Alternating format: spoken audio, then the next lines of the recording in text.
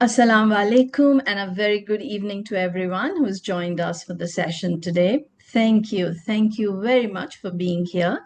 Please note that this session is being recorded. I'm Coach Anjana Lumba, Education and Programming Chair for ICS Oman chapter and host for today's session on the emergence of AI in coaching. Before introducing the speaker, a quick note on housekeeping. Please keep your mics on mute during the session. Post your questions in the chat to be answered by the speaker at the end of the session. And by attending this session till the end of it, you will earn one resource development CCE. We would also like to request you to please fill in a very short feedback form at the end of the session. So now it's time for me to introduce our speaker, Zunaira Awan. Zunaira holds a master's degree in coaching and mentoring practice from Oxford Brookes University, where her research explored the implications of artificial intelligence in coaching. So building on this work, she's now commencing on a PhD that critically examines the evolving role of AI in coaching practice, with particular attention to ethical considerations, practical applications, and the preservation of human-centered approaches. So alongside her academic research, she brings practical coaching experience and a commitment to bridging theory and practice in ways that align with different professional bodies. She aims to support coaching professionals in engaging thoughtfully and responsibly with AI, contributing to the development of this field in meaningful and ethical ways. Thank you very much, Zunaira, for being here, and we look forward to what you have to tell us in this amazing field of AI. Oh, that's very kind. That's a brilliant introduction, Anjana. Thank you so much. I'd like to start with obviously saying good evening, good afternoon to everyone who's chosen to join. No pressure on me. If it's okay, Anjana, can I just start sharing my screen? Oh, please do.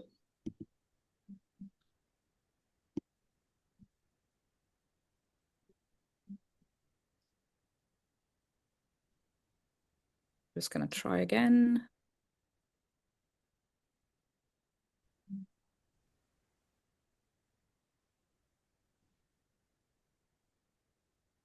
Yet.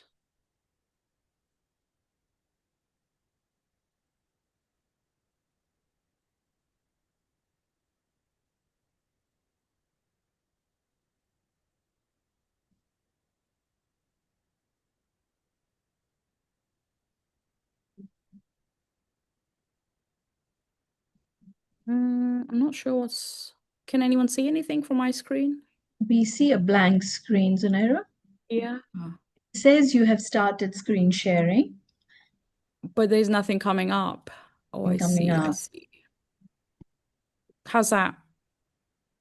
Still nothing? No. It is asking you maybe to your file. Maybe your file is open, maybe.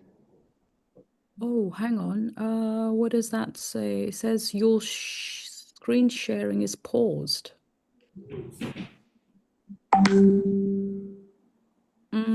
Okay, let me try one more time. Maybe a session is already being shared before. How's that? Oh, brilliant. Yeah. Good. I did do some work creating the slideshow, so I wanted to use it. As I've said, thank you so much for joining me here. My name is Zunaira Awan, and I'm a doctoral researcher at Oxford Brookes University. I'm also an AC and EMCC accredited coach. For my recent research, I chose to explore coaches' perceptions regarding artificial intelligence. It was a slightly odd choice for me, as I'm not technical and I do not have any computer science qualifications. On the contrary, I have a psychology background and have been studying coaching extensively at the University of Cambridge as well as Oxford Brookes University. My main motivation behind this research was to explore how AI fits into a very human-centric profession. What value does it add to our profession? And most importantly, what purpose does it serve?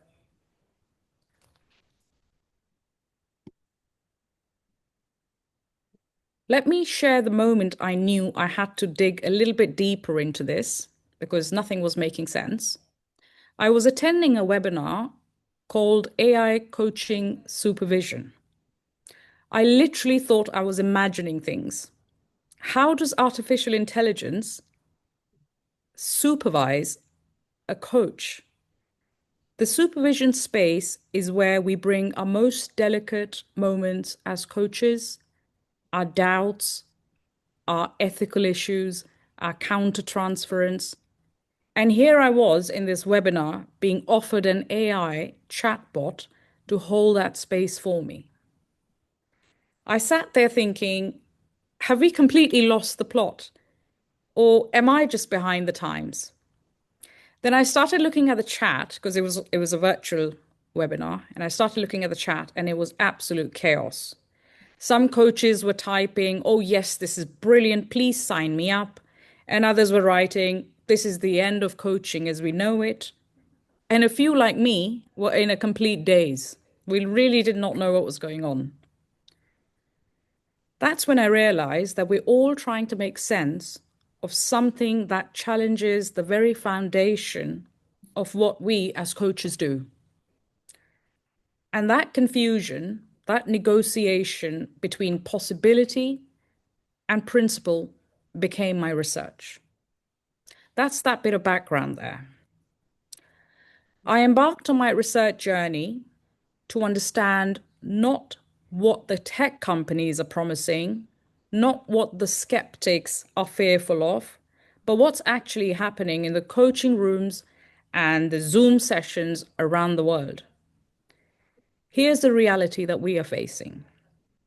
AI can now hold coaching style conversations like AI chatbots. It remembers the context.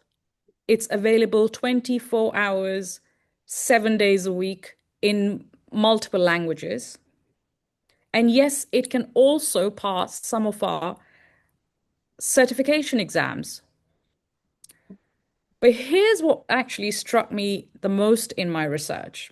Every coach I interviewed, whether they loved technology or avoided it like the plague, every single one was actively negotiating what this means for their practice.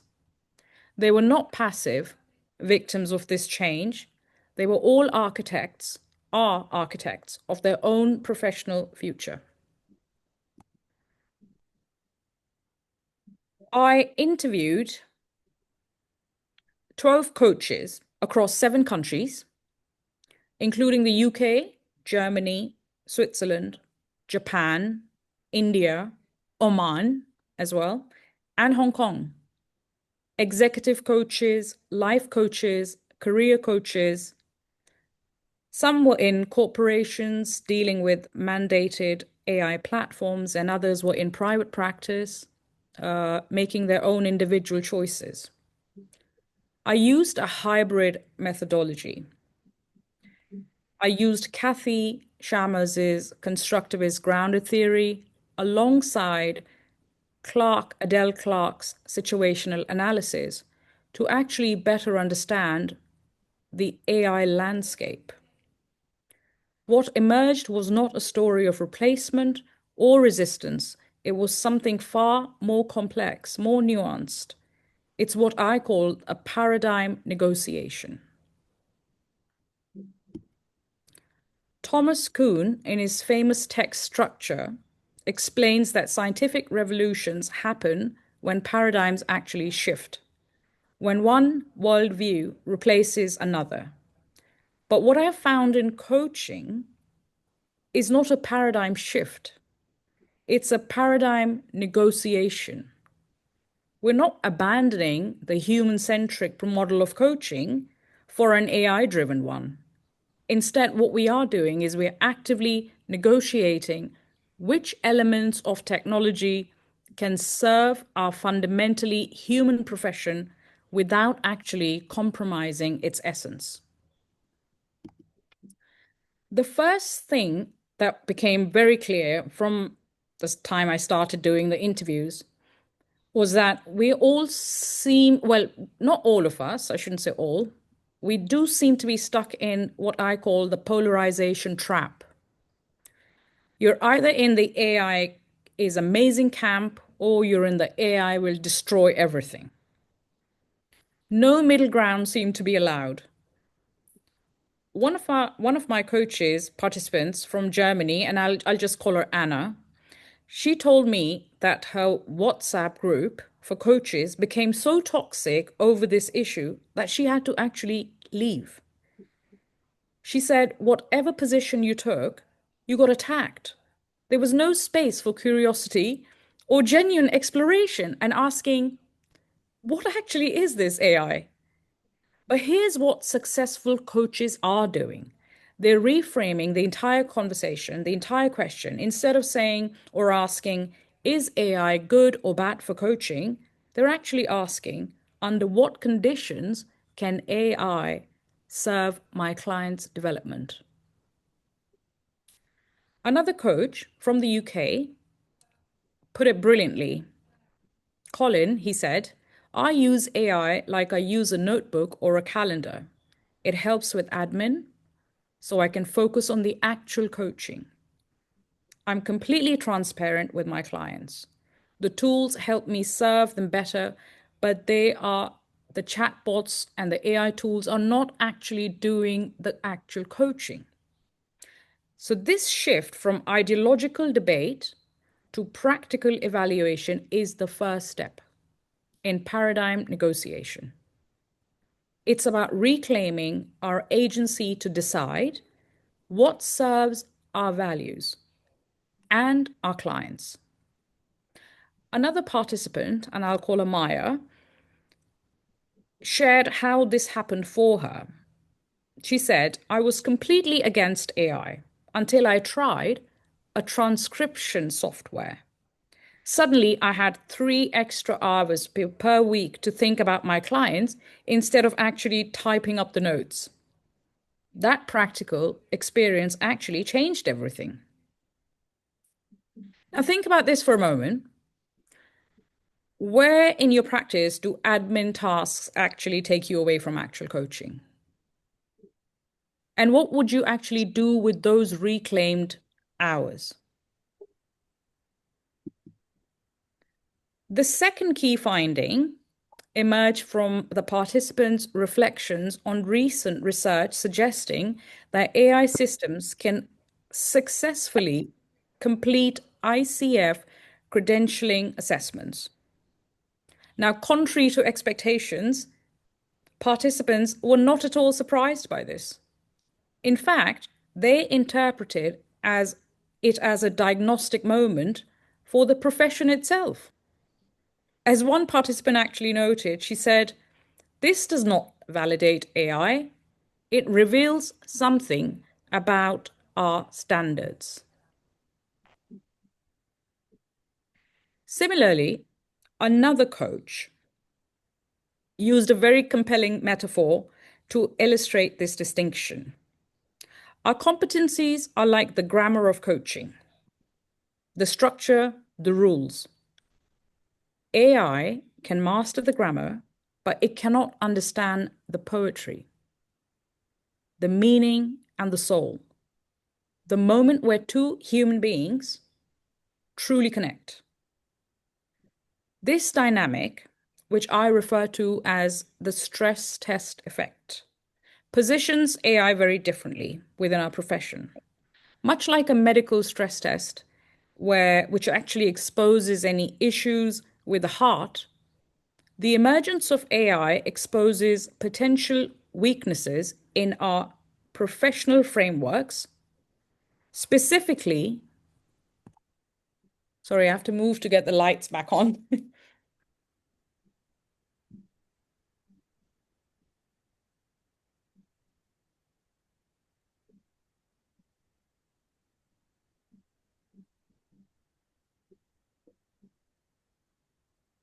Sorry, it's a censored lighting.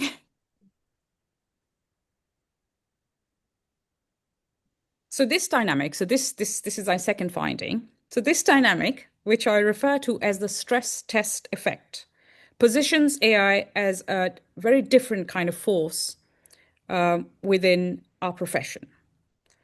So the emergence of AI exposes potential weaknesses in our professional frameworks, specifically the extent to which existing standards capture observable technique instead of the relational embodied competence. The recent clarification that an ICF credential, ACC, PCC, or even MCC, signifies human-centric experience, education, and performance standards further contextualizes this finding. While AI tools may align with ICF's professional and ethical standards in their application, they cannot actually be credentialed as a coach. This distinction underscores a very key insight of my research. AI's ability to replicate coaching behaviors does not authenticate its competence. In fact, it challenges the profession to articulate more precisely what actually is human coaching. A coach educator, he saw this as an opportunity, as a rather than a threat. And he said, this is our wake-up call. We need to credential what truly makes coaching transformative, which is presence, ethical reasoning, and the capacity for genuine relationship. These are not supplementary skills, they are actually the essence of our profession. Consequently, the coaches who responded most constructively to this disruption were not those who dismissed the role of AI, but in fact those who used it as a reflective mirror for their own professional development. They engaged with the technology as a prompt for critical self-examination, asking themselves, what do I bring?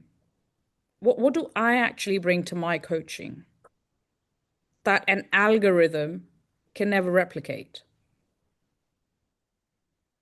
In this sense, AI functions less as a replacement for the coach and more as a professional mirror, a mechanism through which the field can now re-examine its epistemology, its assessment criteria, and the very meaning of competence within a human developmental profession. This mirror effect positions AI not as a threat, I don't think so, but as an instrument through which the coaching profession can interrogate its own assumptions about competence, relationability, and ethical depth. Yet, as participants repeatedly highlighted, this diagnostic lens has its own limits. While AI may expose where our own standards rely on just observable behaviors, it cannot highlight the experiential dimensions that underpin authentic coaching practice. This recognition in itself leads me to my next, third, and final finding that I can share today, which is the absence of a self. The understanding that effective coaching depends upon a conscious, lived, and ethically grounded self that AI, by its very nature, cannot possess. Nearly every coach I interviewed, regardless of their stance on AI, agreed on one thing. Effective coaching requires a self, a conscious being with lived experience, growth edges, and an ethical core. This self is what AI fundamentally lacks. One of my coaches, and I'll call her Anna, she explained that when I sit with a client navigating grief, I bring my own experience of loss, not to make it about me, but because I've been there and I know that territory from the inside. AI has no inside, it has no self that has lived or struggled or failed and grown. Another participant, I call her Sophia, shared a pivotal moment. She said, "A client asked me, 'Have you ever felt like a complete failure?' I made a choice to briefly share my own experience. That moment of shared humanity transformed our work together. An AI could give a textbook response about failure, but it hasn't actually failed. It has no story of its own. That is the difference." Another one of my participants who works with senior executives added, "Presence is not a technique that you can just code in. You earn it through living consciously through your own inner work. AI can stimulate dialogue, but it cannot actually be in the dialogue because there's no one actually there, no self to meet another self." Now, think of coaching as having three layers. The surface layer, which is goal setting, action planning, AI can handle that. Research has shown AI can handle that. The middle layer, which is exploring values, navigating change, that does require human judgment. But the deepest layer, which is existential questions, identity, meaning, grief, that's all undeniably human. The art is knowing which layer are you working with. This absent self is not a technical limitation that can get better and AI will overcome it. This is an ontological reality, a fundamental difference between consciousness and computation. So, how do we navigate this in practice? Nearly every coach I interviewed drew a very clear line between what I call operational augmentation and ethical substitution.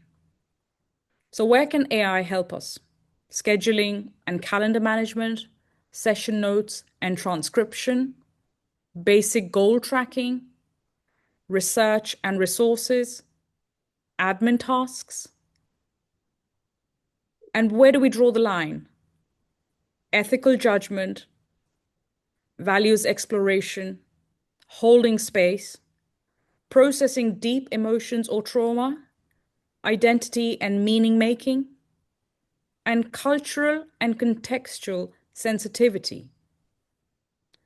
One of the most powerful examples that I had in my research was a participant who said, "I tested an AI that claimed to detect emotions through the client's voice. It would actually alert me when someone was distressed." She said, "I found it very problematic. Who decides what distressed sounds like? Like, whose cultural norms of expression was it actually trained on?" It felt very invasive, she said. Now, the key insight here is we as coaches are curators of our own practice. We decide what serves the human being, our client who is in front of us. One of my participants warned us about a slippery slope. He said it starts with AI suggesting questions, very powerful coaching questions. Then you follow its lead. And before you know it, you've actually lost interest in your own intuition. So we must, as coaches, guard ourselves against de-skilling ourselves. Here's something crucial. We do not make these decisions in isolation. We are part of a complex ecosystem. And this was highlighted through the use of Adele Clark's situational analysis, because it gave me a big picture view of what's actually going on. So we are part of a complex system: corporate policies, platform developers, professional bodies, market forces, and the list goes on. One participant described the corporate reality. She said the company rolled out an AI coaching platform without actually consulting with us coaches. IT chose it for integration, HR loved the analytics, and finance loves the cost savings, of course. The actual coaching methodology seems to be the last priority. Another participant, Martin, I'll call him, described something more troubling. They call it coaching, but it's actually surveillance because every conversation is tracked, analyzed, reported. The psychological essential safety for coaching seems to be gone. But, and this is important, we as coaches are not powerless. Most of my participants have formed working groups, are creating ethical guidelines from within. They're using the system's own structures to assert professional values. This is actually what I call paradigm negotiation and action. Not just individual choices, but collective profession building. So what does this mean for you, for us, for our profession? Three call for action, or three action points came up. One was to actually engage in deliberate negotiation. Like, we have to move beyond for and against. We should actually ask, does this tool in this context serve the client's development? You're not making a one-line, one-time decision. It's actually ongoing. It's live negotiation. The second one is champion what makes you irreplaceable. Invest in your own self, your presence, your wisdom, and your capacity for relationship based on your own experience as a coach. These are not soft skills. They are your core value proposition. The question is not, can I compete with AI? It's actually, how do I deepen what only I can bring? The third one, and the final one, is shape the profession's future. Every boundary you set and every tool that you test against your values, every conversation that you have with your colleagues or attend webinars or anything that you might do, what you're doing is you're not just adapting to change, you're actively creating what coaching becomes. Use your voice in professional bodies, organizations, in your communities as coaches. Now, let me leave you with this. I mean, the coaches in my study who are navigating AI successfully, they said, shared one characteristics. They are not anti-technology and they're not pro-technology. They are pro-human. One participant, she captured it actually perfectly when she said, when AI clearly supports human growth and connection, I'll consider it. Of course, I'll consider it. When it threatens to replace relationship or reduce coaching to algorithms, I will resist it. It requires constant negotiation.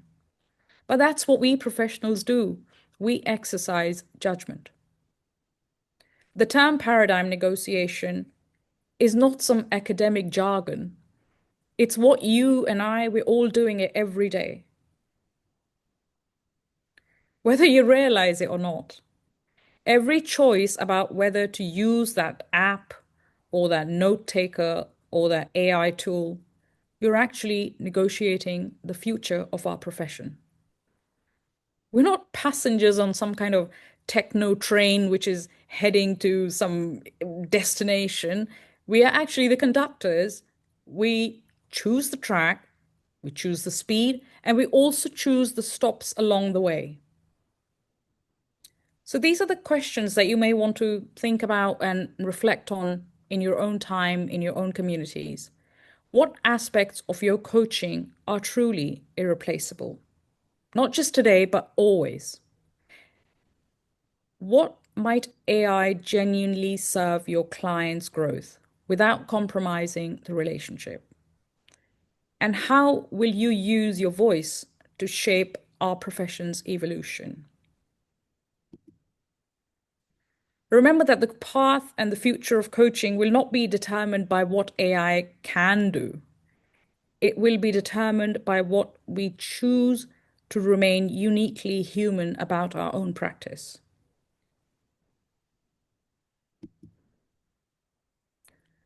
That's the end of my presentation.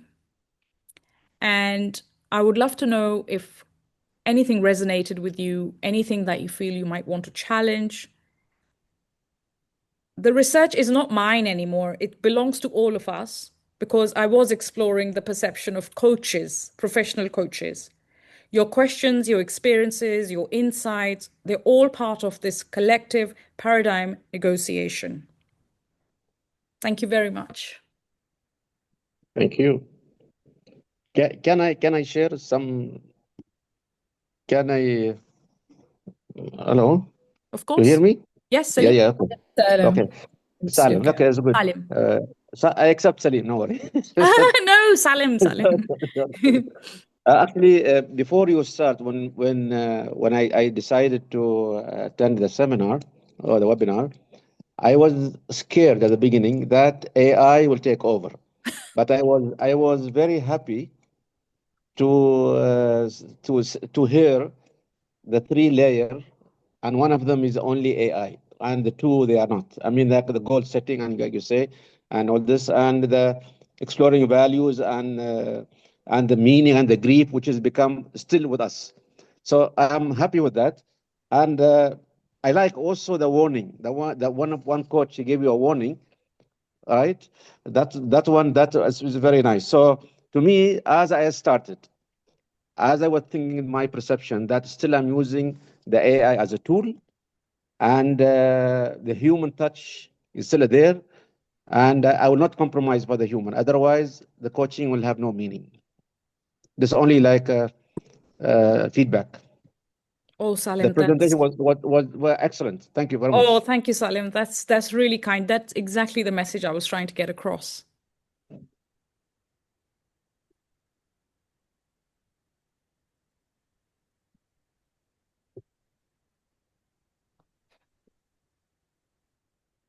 Hi, Tom here. First of all, thank you very much for a really, really insightful webinar. I have to admit, my name is Tom, Doubting Thomas, the old parable. And I came here very much, and what I've realized is this helped me face my own bias, that it's time for me to dump my contempt prior to investigation. I'd come very much from the side of fearing AI without investigating it, but fearing that AI would dilute the craft of coaching. And I'm relatively new to it, right? And that it would turn presence into more like prompts, for a better word, and make me lazy in my listening, and more or less outsource my thinking to an algorithm, you know? So my key take home from this is my bias, right? It's time to dump my content prior to investigation. So I'm going to take this as a motivational win to go and get curious. Thank you. Oh, that's lovely, Tom. Thank you. Thank you for sharing that. So I'd like to share some of my experiences using AI tools in coaching. So I was really curious to experiment, and I asked this very close client of mine that I said, I'm going to do an experiment using AI in coaching, and I just want you to tell me if you can notice a difference. So in one session, what I had done was I asked ChatGPT to give me a couple of questions. I gave a context because we decided this is the topic that we want to talk about. And I asked ChatGPT to give me some possible coaching questions for this client, just some very vague background about the industry and the level of management, etc.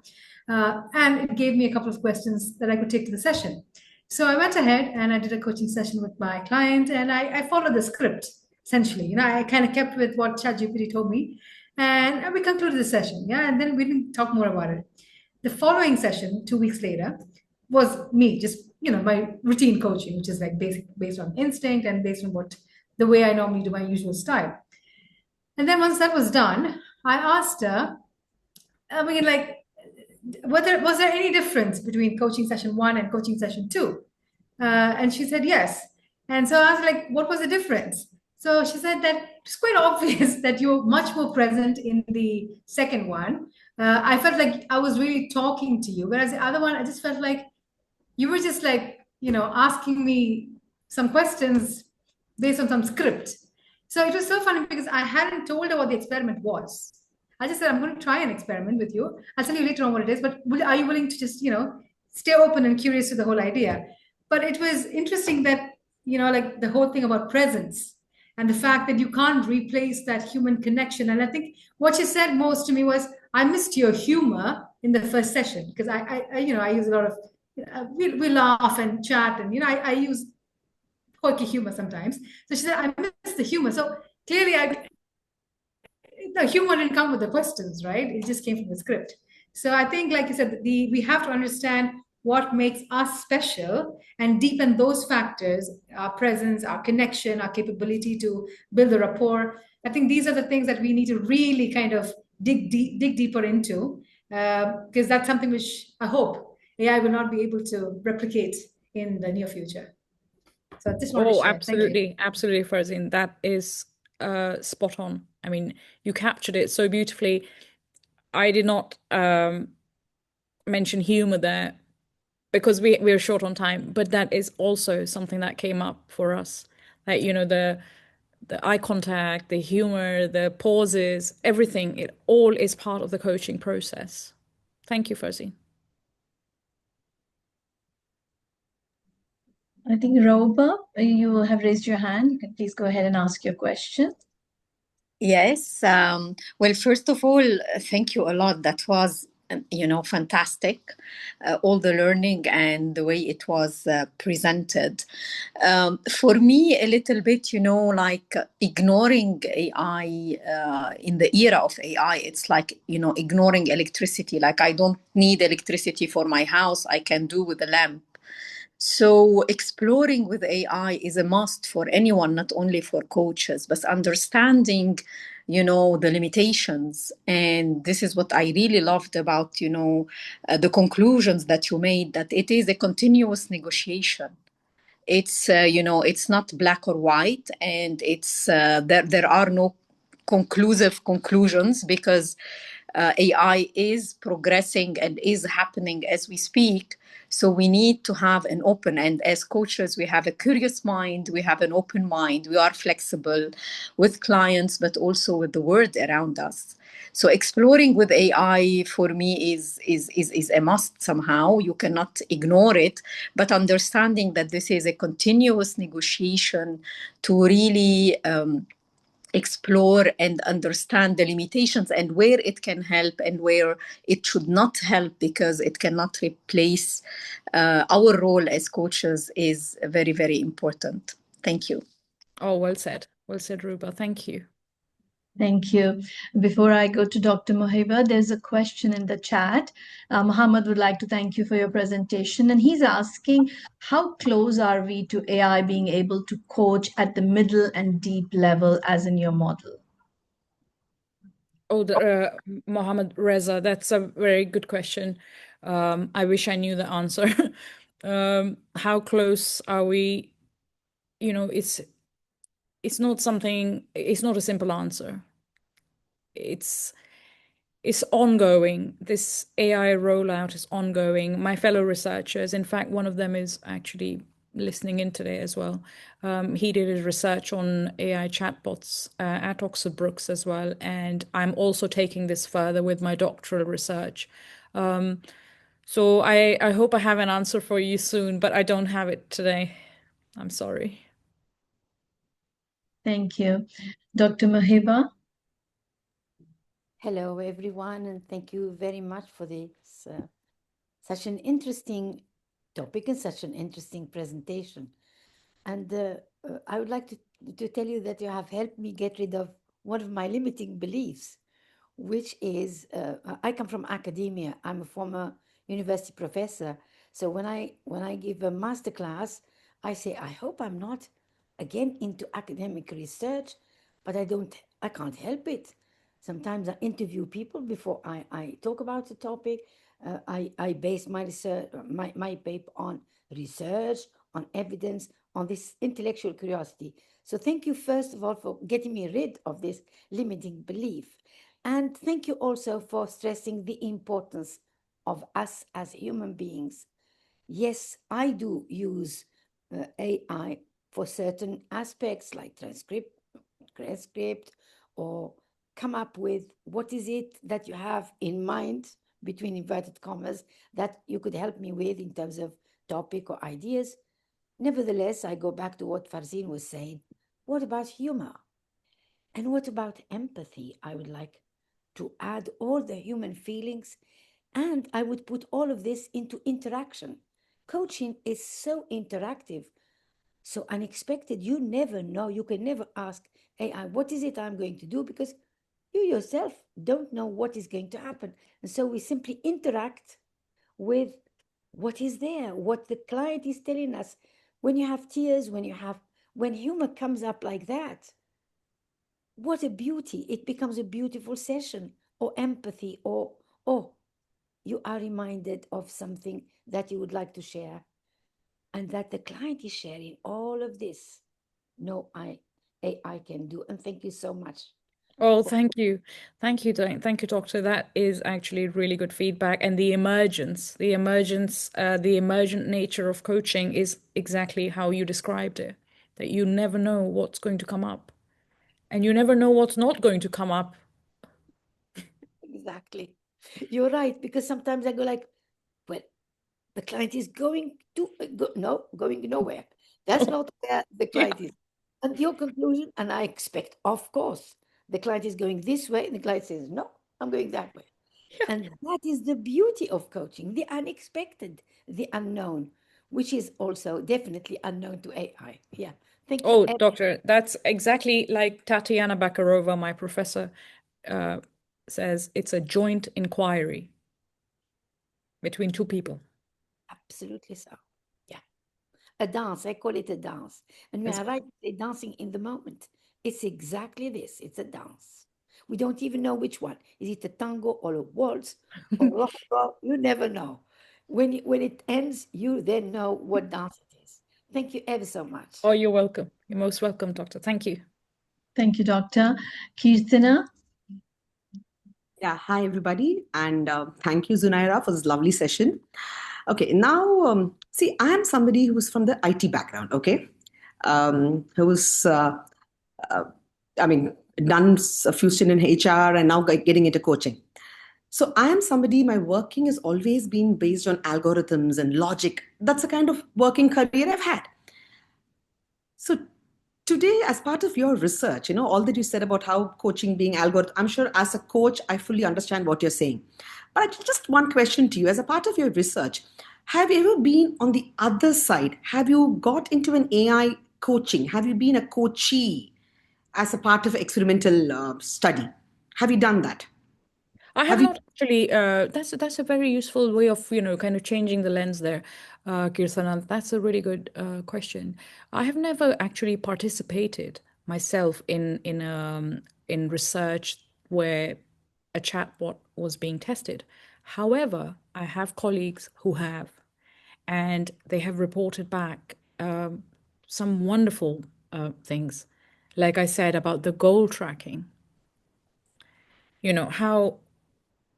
how an AI chatbot can do so well with keeping you on track, and then the reminder side. So, like I said in my research, there is no anti or pro camp. This is a negotiation. This is a process that we are going through. And I love ChatGPT, and in fact, my favorite is Claude. My favorite is Claude. I've also tried DeepSeek and all of these ones. And there's something quite comforting about using these as well, you know. But when it comes to coaching, there are certain positions that I take, and this is obviously based on some research that I've recently conducted, but we have to keep an open mind. We can't just shut our eyes and say, "Oh, I'm just going to turn the other way," you know. And IT is so useful. I can't be without my phone. I can't be without my internet. I can't be without all these things. You know, I'm not going to lie. Yes, I love being out in the nature and walking my dog and enjoying all that. But I love being on my phone as well. You know, and that's IT. Out of curiosity, I mean, I have never been a part of. I've never been a coachee with a chat box. Is this are all these video? Are all these? I mean, we insist on body language as a coach. How much we look at people's body language. You know, we analyze tone, everything. So, are these video sessions? I mean, I'm just curious because I've never been a part of one such coaching session. So, any of you done it? So one of my colleagues, he's here on the call today, Andy. He did some very interesting research with AI chatbots, and I'm quite happy to send you his findings, or if he's happy to share them with you directly.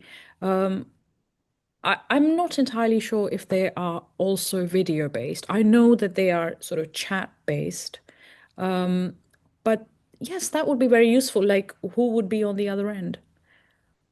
So I can make a note and send you the findings, Kirtana. Would you like that? Yes, I would. I would. Because I'm very curious. See, I'm telling you, for me, it's a contradictory kind of a thing. Because somebody who's always been algorithm based, my work, 25 years has been Oh, totally in IT. And now I'm moving base, so there is a conflict inside me always. oh yes. You know, It's a paradigm negotiation happening that's it. inside That's you, Krishna. Farzin is collaborating with me. I must tell you this because one of my clients, when I started coaching, I was still a newbie. I mean, I didn't know. I was not even certified then by ICF then. This is probably 1.5 years ago. My coachee started crying. As a coach, and it was a physical session, I was groping in the dark how to go ahead. Okay. So imagine if this is a chat. How is going to happen if an AI is handling this? These are things that are totally conflicting inside me. I can't accept an AI coach. It's not going to happen that way. Oh, That's absolutely, absolutely. And I think that's one of the most important aspects of the research that I conducted is it's okay to ask these questions. We don't have to. This is new for everybody. And it's okay to ask these questions and it's okay to question things and then find out, and then only to find out that, okay, we're all asking the same questions, and sort of collaborate. That's basically the message there, that we need to ask these questions within our communities and within organizations, our workplace, or wherever we are. true, true. I will get in touch with you, Zunaira. That would be Please do. interesting. Please, I'd Oh, be very interested. Thank you so thank you. much. Thank you, Kirtana. Fatma, you have a question? It is almost similar to Christina's question. You said you have interviewed coaches, but did you interview coachee? Not a coach who tried No. the AI. No, No. Fatima, no. I did not interview clients because my research question was exploring coaches' perceptions regarding AI.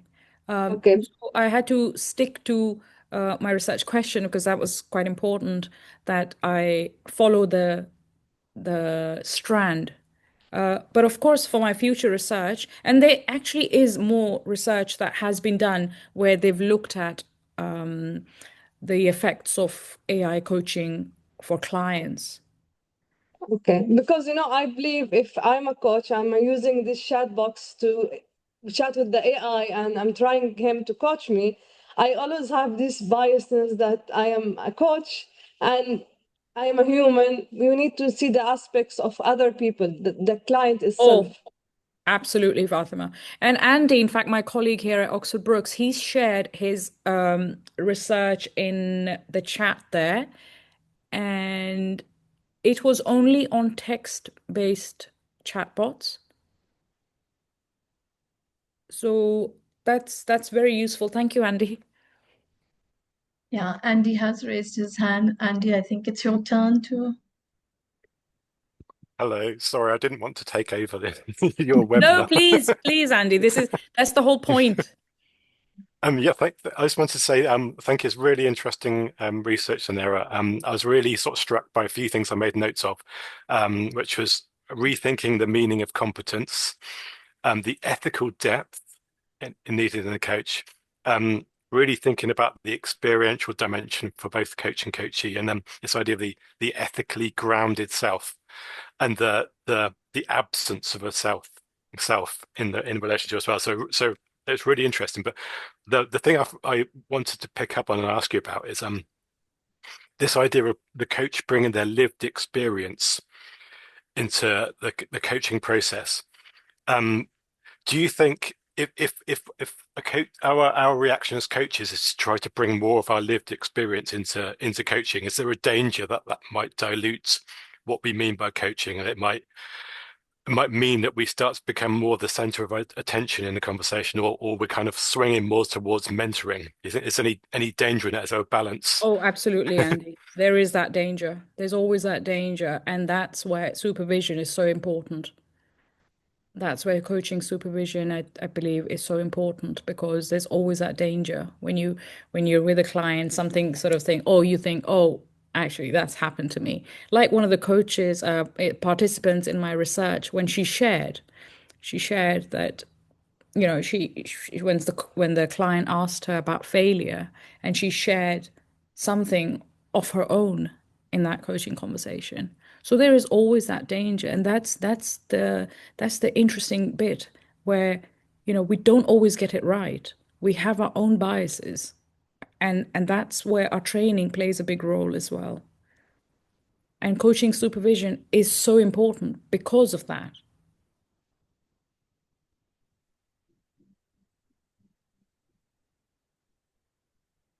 Thank you. Andy. Thank you, Andy, for sharing your research, though. Take the last Very- question from Tom. Tom has raised his hand. I feel like a real newbie here because I'm still finding my way in coaching, right? And I've tried a couple of times. I was very much against the thought of AI in coaching because from my side, I was thinking, you know, I need to learn my craft here.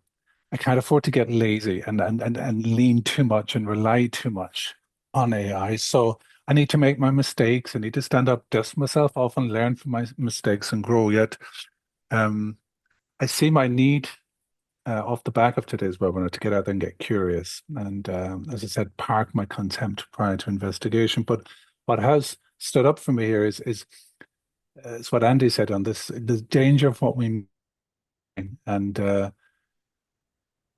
And what I'm concerned is if I leverage more and more AI as I move forward in my coaching practice, am I de facto guiding or simply channeling? And thinking Whoopi Goldberg in that movie, remember when she was the medium, right? A little bit. Yeah. So am I de facto becoming a medium for a machine instead of a partner for a human in the human journey, right? This is what I'm thinking out loud here. Anyway, it's a rhetorical question, I get, right? No, but Yeah. it's a good one, Tom, too, because it's, you know, it really makes you think. And, you know, as part of my next, well, extending my research into my doctoral now, that is another thing that I am looking at, that what effect does AI have on novice coaches, coaches who have just started coaching, and what does this actually mean for them? Can I say something to that? Very briefly, and I know I'm coming to, I equate it a little bit to like if I'm flying an Airbus, it's fly by wire. And I'd like to think if I'm somebody who doesn't enjoy flying, particularly long distance. And I'd like to think when we hit a bumpy patch, my pilot has um he's learned to fly without using the fly by wire. In other words, he can, if of all you know, bad comes to worse, they can fly based on that practice without leaning in on technology too much. You see where I'm coming from? Yeah. And that's always been a little bit my concern. It's if what happens then as a novice, so my approach is very much learn by my mistakes, learn and grow, et cetera, and then maybe down the line lean into it. But yeah, so I use that analogy of the airplane a little bit. It's actually a really good one, and I might steal it. But I have to say, Tom, it's very interesting what you said about, early sort of coaches or early career coaches or novice coaches or whatever you call it. Because when I was going through my coaching training initially at the University of Cambridge, we were coaching each other and we were sort of kind of stumbling and falling and getting up and all that practice, that's what it is. It's not the coaching profession. Yes, there's the academic side of it, but it's also a skill. It's also an art, and it has to come through organically as you go through life, as you go through clients, as you practice and learn and read and look at the research. So the AI coaching conversation is far from over, I think. Okay, thanks very much. Very insightful. Thank you. Thank you. We have two more things to do. One, of course, is to smile at the camera for Fatima, who will take a picture for our social media handles. Please do come on camera if you can.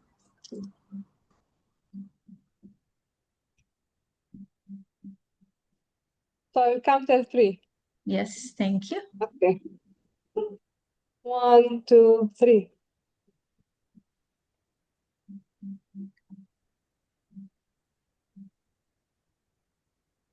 Thank you. Thank you, Fatima. And I will ask ICF Oman Chapter Vice President Badri Al Khefi to please give a quick vote of thanks.